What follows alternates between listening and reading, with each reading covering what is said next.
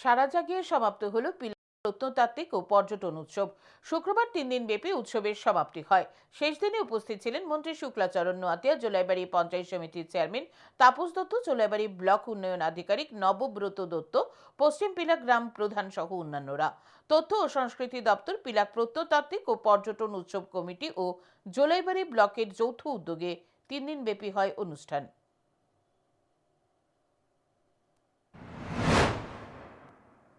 রাজ্য সরকারের পর্যটন দপ্তরের মাননীয় মন্ত্রী স্বর্গীয় আমার দাদা সুশান্ত চৌধুরী মহোদয়, ওনাকে প্রধান অতিথি হিসাবে রাখা হয়েছে, কিন্তু দুর্ভাগ্য বিশেষ কারণে